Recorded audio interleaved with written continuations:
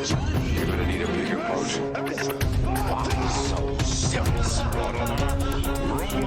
I am Iron Man. This is a tasty burger. Welcome to the In Session Film Podcast. Welcome to this podcast review for July 1st, 2025, and I'm JD Duran. And I'm Brendan Cassidy. Hey, thanks for joining us, everybody, as we talk about Pixar's latest film, Elio. I just love that we've gotten two recent original Pixar films that are somehow related to Luca Guadagnino. Because you have Luca, then you have Elio, the main character from Call Me By Your Name, and that's what Luca essentially kind of was for most people. I know. I don't know, like I don't know if they're onto something. Pixar.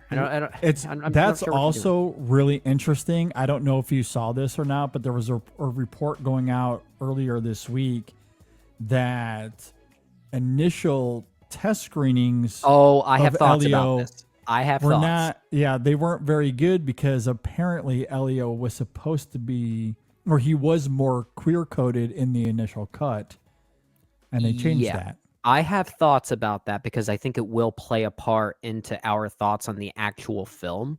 I will say what we saw in that article, which I believe originally stemmed from the Hollywood Reporter, if I'm not mistaken. I will say there's a lot about it that kind of makes sense when you watch the film that's now playing in theaters. Yeah. Oh yeah. No, I very much do agree with that. And then you watch Luca, you can certainly make arguments there as well. So the whole Luca Guadagnino thing, it's interesting. It is really very interesting. Yeah. Yeah. I have no idea if that was intentional on Pixar's part. And I don't mean Pixar, I really mean the creators. I think it kind of was. Yeah. I do kind of wonder about that as well.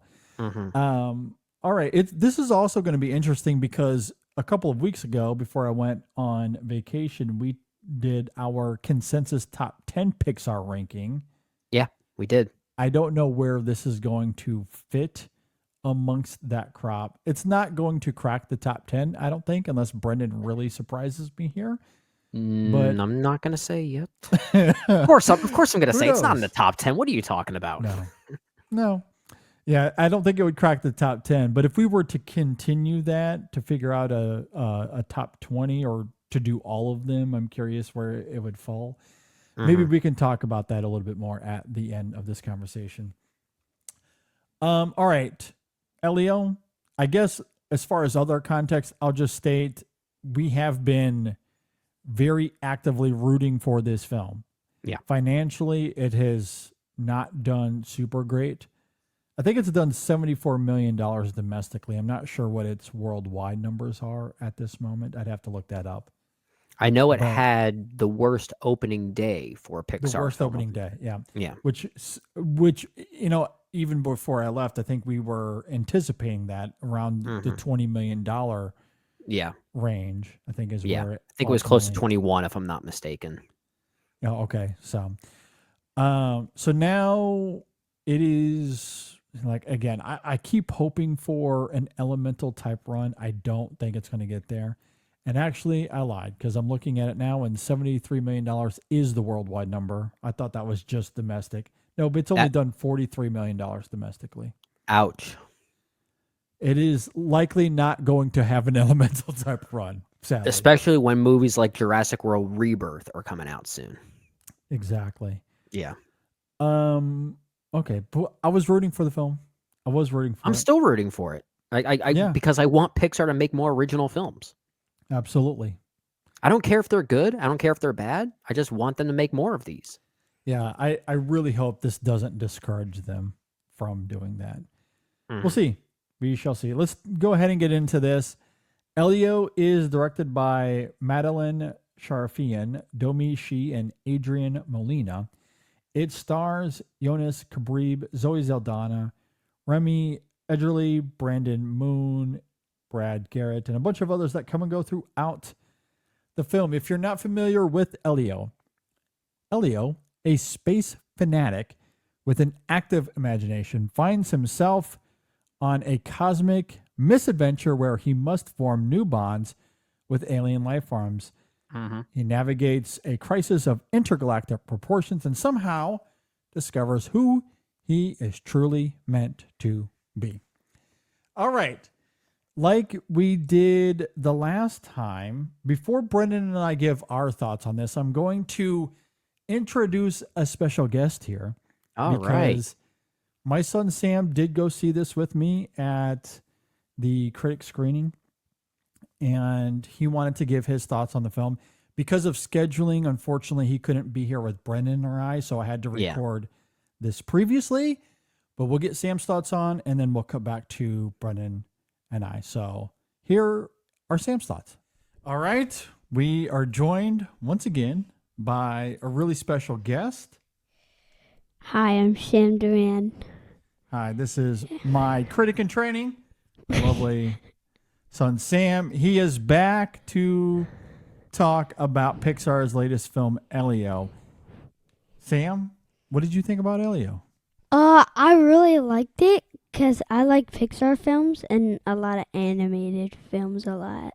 Well, what did you like about this one, though, in particular? I liked about it because it's like he thinks aliens are real, and like so do I, kinda. And he likes to adventure a lot, I would kind of say, which it's kind of like me also. But what I mostly liked about it is mostly like the alien creatures, like the creativity of making them. Yeah. And I really liked how the opening scene, which now I kind of forget it. I guess I liked it though. Where they're at the diner with his aunt. Oh yeah. When he a little emotional. when he projects like the stars and stuff, that's what I like. He goes into that room and he's looking at all the stars, thinking about his parents. And But it's also cool when he gets abducted because he's like, oh, so happy. But one of the funny lines is like one of the kids, like when he finds him on the beach, he's like the other day, I talked to Ohio. And that's a meme. Yeah. And it was funny. What did you think about the relationship between Elio and the Glordon character, the worm-like alien that he befriends? What did you think about that relationship and the development of that? Yeah, I have that in my notes. I really like that part because it reminds me of when I made like a really good friend in pre-K. And I would just hang out with him every single day, Just play and have fun. But on the last day, I got a bit sad because then I had to leave. And I didn't ever see him again. Which you kind of see at the end of this film, right? About they have to say goodbye, but they still want to find a way to communicate with each other at the end of the film. And then in the end credit scene, tell me everything. Yeah. That's one of the good parts. For sure. Was there any other scene that stood out to you that you really Like liked? when they are dodging like the meteors, that's the that was part. a cool moment. Yeah. That was a cool moment. I also like when they're in like camp and stuff. Okay, the camping scene. Yeah. He's like having to run away from the other kids. Yeah. Yeah. But I also like when Gordon crashes on Earth. Yeah, and then they have to try to save him and warm him up and all that sort of stuff. Yeah. Yeah. But my I wouldn't say necessarily scary, but it would be kind of like that. Is like when the Elio clone, like when he's like help me or something like that. It's just kind of, it was cool, I guess. It was cool. It was cool because I liked how he like helped them, and he's a clone. Yeah. But I also don't like when she takes like a hair and like it goes to his body. Why? Because, what didn't you like about that? I just don't like how she discovers like he's not the real He's not the Elio. real one. Okay. Yeah. All right. That's fair enough. Oh, well, was there anything else that you wanted to mention about Alien that you liked? Oh, when he explores like the aliens place, I like when he like flies on the stuff. But that's really all, and there's really nothing else I Nothing can else? remember. That's it?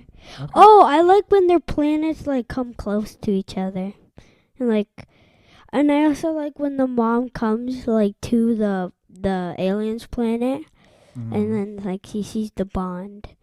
But Okay. I don't really like what's Gordon's dad's name. It's Lord Grygon. Lord Lord. Grygon. Yeah, I like Lord Dragon, but I also don't because he's like mean. Like he's not the Yeah. nicest, Yeah.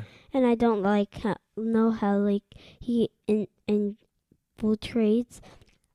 But did the you like how once they bring Glordon back and he has to like try to warm him up to save him Yeah, when his dad kind yeah, of breaks out and does that? That Yeah. was a cool moment though, right? yeah. I don't really like how they infiltrate his planet, cause it's just not like the nicest thing to do. Yeah. Like they just want peace. Yeah. Okay. But I also do understand because it's his son and he's trying to find his son. Yeah, exactly. But I like when they first meet and go into like his mouth when like the lava's coming. When the lava's coming, He's yeah, like, that was a cool moment. it's comfy. But yeah. Okay. Well, how does this compare to some of the other films that you've seen this year? This is your third time on the show, but obviously we've seen a few other films. This year? Yeah. Do you like some of the other like Lilo and Stitch better? Probably. Yeah. Because that's more that I know Yeah. about. Yeah. About- Okay. What about other Pixar films? You Other like Luca? Pixar? You like Luca better? Oh than yeah, this one? Luca's probably better than this The one. Incredibles. Incredibles Toy better. Story. Oh yeah, Toy Story's way better. Yeah. Okay. What other Pixar films? Lightyear. You remember Lightyear? Yeah, that one. It's not. You like this one more than Lightyear? Yeah, probably. Yeah. Okay. But Well, what grade would you give this one? grade? Yeah. Like, what do you mean by Like grade? out of 10. Out of 10? 7. Like a 7? Like Okay. a 7. So that's not bad. It's not bad. You recommend it to people? Yeah. If you're like into Pixar films, then you should go watch it. If you're not like a big fan of animated, I don't think you should watch it though. Okay. Yeah. There you go. I think that's perfectly adequate. That's very good. Yeah. All right. Well, do you have any final thoughts before we wrap up here? Nope. But I'm saying a 7 because I'm like what you said yesterday about the new movie. We watched Jurassic World. We Rebirth. did watch Jurassic World, yes. Coming soon. But yeah, I would rate it maybe a 7 or 8. 7 or 8? Yeah. Okay. Well, there you go. A recommendation from Sam if you're a fan of animated films. Yeah. All right. We'll tell everyone. We'll see I next will time. see you on Jurassic World. Bye. Okay. That was a lot of fun as always. Thank you, Sam. Yeah, thank you so Sam, much for those joining thoughts. us. I'm glad that he had a good time with this film. He loves going to the Brendan. movies with you. It's so he cute. does. It's the best. I know. wish I had the chance to talk with him about this one, though. Given his thoughts on the movie, he I wish really I got. wanted to. He Yeah, I really know. wanted to. Yeah. Hopefully we can get him back, the three of us here, pretty soon. But Brendan, what did you Okay. think about Elio? Well, I think to talk about Elio, I think I need to start by referencing that recent article from the Hollywood Reporter that talked about not just the unfortunate not press screenings, but the test screenings for this movie Mhm. that sort of resulted in the movie being retroactively changed. And there are 3 directors tied to this movie, which is also pretty rare for a Pixar film. Yeah. I mean, you usually have 2 where one of them is the primary director and someone else operates as the co-director. But Mhm. we have 3 directors tied to this one. And from what I understand, this was originally Adrian Molina's project before those test screenings resulted in the film shifting given those responses. And Mm. I don't necessarily want to speak too much to the socio-political changes that were made in relation to that article, but I do want to bring up the article in the sense that when you watch the movie that's playing in theaters now, it does kind of feel like a compromise project. It does feel like individuals that aren't necessarily filmmakers got involved to tame this thing down. Mhm. I did sense, even in the movie that we got, that Elio himself was kind of a queer-coded character. I do think it's still somewhere in this movie. It may have been more strongly represented in Adrian Molina's version that was originally test screened, but I still got a sense of that here. But I think it's a movie that feels like there were too many cooks in the kitchen that just lessened this entire experience down, which made it feel kind of passive, which is weird to say because in the moment, as I was leaving the theater, I thought to myself, this was way better than I actually expected. I still enjoyed the movie. I Mhm. think it does leave you on quite an emotional high where it might trick you into thinking it's better than it actually is. And I think the other reason why it does have a bit of a lasting charm that I did find myself engaged with the movie more so than I expected to. I think the character of Elio is insanely charming. And I love Jonas Kabrib's vocal performance for him. I just loved watching the character. And when the movie does what Pixar does best Mhm. by maintaining a more grounded nature within this very fantastical story, I think that's where the movie is at its best. But as I sat with the movie for a longer period of time, it wasn't really staying with me as much as other Pixar films. I think in the long run, I'm probably going to consider this one of Pixar's more, it's certainly not one of their worst, but maybe it might be one of their more forgettable affairs, if that makes sense. Sure. I think Mhm. in this recent run of Pixar in the 2020s since Onward, it's it's certainly better than Onward, I would say. It's not as good as Luca. It's not as good as Turning Red. I'd probably put it in the same range as movies like Elemental and Soul. It's kind of in that 3 out of 5 range for me. But I do think it hits on certain highs while simultaneously having certain lows that just kind of balance it out in a very weird way. I just Mm. think it's one of those things that became very compromised, and I kind of felt that in the project. Okay. Yeah. I mean, this one is going to be unfortunate for me to talk about. I'm glad it worked out this way that Sam isn't here. I was able to do that segment with him in an Sure, sure. isolated vacuum because I don't really like this film all that much. And it's not because of Elio, the character. I do agree with you. There's a lot of charming elements to Elio himself, but I do think this film is compromised for all the reasons that you're talking about. This feels like a corporate mess through and through. Yeah. And I think as a result, its emotional impact is kind of muted. I think it starts off strong, but I don't Yeah, the think prologue's great. the prologue is fantastic, but I don't think the film really wrestles with that feeling of isolation and grief as it relates to his parents. It's mostly bogged down in the space adventures that we get once he is abducted. That moment, and maybe this is why, if anything, the cop that came to mind for me is The Good Dinosaur. When I Yeah, that's a watched The pretty Good good comp. Dinosaur, Yeah. those early scenes are emotionally blistering. Mhm. That moment of Elio looking into the stars and becoming emotionally overwhelmed is one of the best Pixar moments, full stop. It is It's a great opening. unbelievably It's a good. great opening. It is so, so strong and so good. And then the film just doesn't really wrestle with that at all throughout the rest of the movie.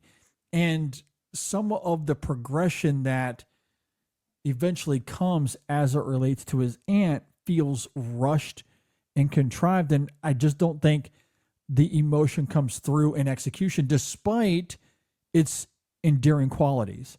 On paper, it's very charming. And I do like Jonas Kabrib's vocal performance. I do think he does his damnedest to give that character flavor and nuance. And where this film works, a lot of it does come down to the vibrancy and the love that he has for that character. Yeah. So there's a lot to like with Elio himself, but I don't think the thematic weight is there, especially when we're talking about Pixar's best films. And Pixar's best films are some of the best animated films of all time. And this film just doesn't have an ounce of Pixar's best work. It just feels like a corporate mess.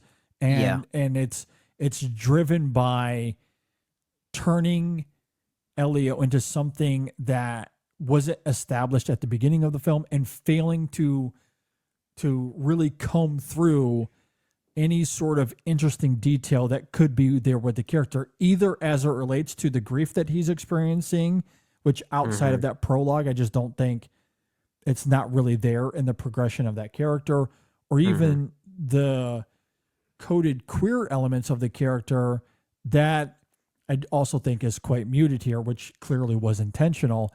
So given that was the intent, I do think they were successful in that regard, which I don't say as a positive to the film at all. I think that is a missed opportunity here for sure. I would have loved to have seen what Molina's initial vision would have been. I think that's probably a great movie. What they turn this into is a broad mess that has varying degrees of success. The emotion that some audiences and even some critics have felt, it didn't hit me. And this is someone that cries at everything. Yeah. I mean, so, it's for whatever that's worth. It's entirely possible, and I'm not saying this as a speculative take, but it's entirely possible that Adrian Molina's original version of this just wasn't very good and it needed to be tweaked in some way. But at least, sure. But at least if at least it seems as though it was more of a filmmaker's vision as opposed to a corporately mandated fix, if that makes sense. And I'd be more interested in the former than the latter. Yeah, and I think what's interesting about that, because the quote in the article said something to the effect of not a single hand when the audience was asked who would pay money to go see this in theaters, no one raised their hands, not a single person. That is okay. I'm sorry, but that's just a terrible question to ask at a test screening, because by that point you've already paid to see it, right? It's I mean, they're not being paid to see that film, are they? Or they're not. The audience isn't paying to see it. Well, you don't know if you'd be willing to pay to see a movie until you've actually paid to see it, right? So, like a question like that seems to suggest it should be more so, do you regret paying to see this movie? Is probably more so what they should be asking. But if no one raised their hand, basically it's no one's raising their hand as if to say no one liked it, is basically what they're trying to suggest. Yeah. But if that's true, then perhaps there was a flawed movie here from the get-go. I'm still curious as to what that movie would have been if it was more of a filmmaker's vision. Yeah, and that's why I bring up that specific quote. I don't know if that's exactly how it was asked to the audience. I believe that's just how it was written in the article. However that played out, it does suggest, to your point, that maybe the movie just wasn't good. Yeah. Even if Elio being more queer-coded was compelling, like we get a more compelling version of Elio in that film, but maybe on the whole, it just didn't work. That's likely the case if not a single person is like, yeah, I'd go see that. Yeah. Not one. So it probably just had fundamental issues that the film couldn't really get around. Yeah. Without starting over. And I did sense that in the movie that I saw, which was weird to say because as I was leaving the theater, I did find myself overall positive on the movie, but I think that's because I latched on to individual things that really worked about it, such as that opening prologue or Jonas Kabrib's vocal performance or elements of the film's final act, which I do think mostly stick the landing, given maybe some of the surprise father-son dynamics between the Lord Grigan character and his son Gordon. I do think is mostly effective, primarily due to the way it kind of subverts expectations a little bit. So I found myself relatively positive on the movie, and then I placed it in my Pixar ranking, and then every like few hours I went back to that ranking and thought, Elio's a little too high. I'm going to lower it. Then a few hours later, Elio's still a little too high. I'm going to lower it. Which is basically my way of saying I'm liking it less as time goes on. And I hate saying that because like I wanted this film to be good, and I want Pixar to make more original films. I especially want them to make more original films that feel like they are a filmmaker's vision. It's sad to see someone like Domi Shi tied to director or tied as a director here, because her last film, Turning Red, very much felt like a filmmaker's movie. And I love that for it. It's just unfortunate how this one kind of shaked out. Yeah, like I don't necessarily blame any of the filmmakers here. I think we ended up with 3 of them because they were scrambling to try to save this project. Yeah. And maybe they do to some degree. I don't know. But I don't think the film is able to capture the same magic, the same emotional prowess that the best Pixar films do. And obviously it's indicative of the box office and probably why it's not having an elemental run, because people aren't raving about the film. They're not saying, please go see this in theaters. And there's no rewatch value here. And that's the one thing I have heard talking to a few people that I'm close to that love to see animated films. I had one friend of mine reach out to me to say that they took their kids to see Elemental, and he's quintessential to this. Took his kid to see Elemental. His kid loved it, and they went back and saw it like 3 or 4 times. Which is why Elemental had the run that it did, because it had the word of mouth, it had rewatch value to it, and ended up grossing $500 million.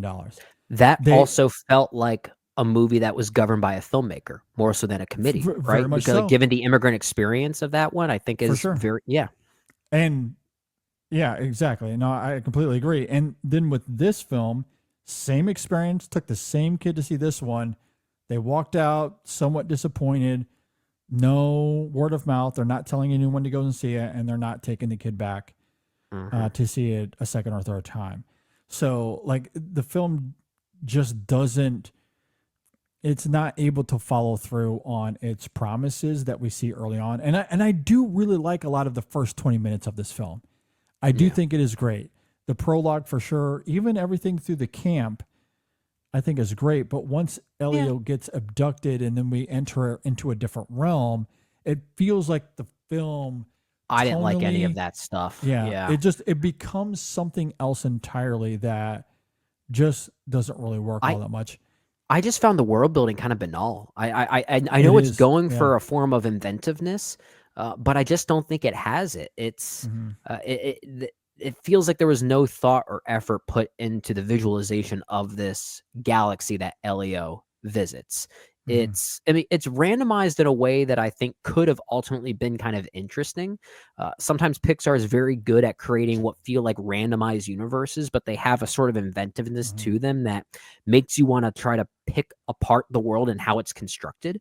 But here, I did not feel the urge to do that, and I don't really know what it was. There was something about the world building here that I just found kind of bland, if I'm being honest. No, I agree, especially when you have something like Inside Out that is so inventive and clever in its world building. And that is a film that also takes us to a unique realm, or the way that Turning Red or Elemental or Luca handled their supernatural elements is much more seamless.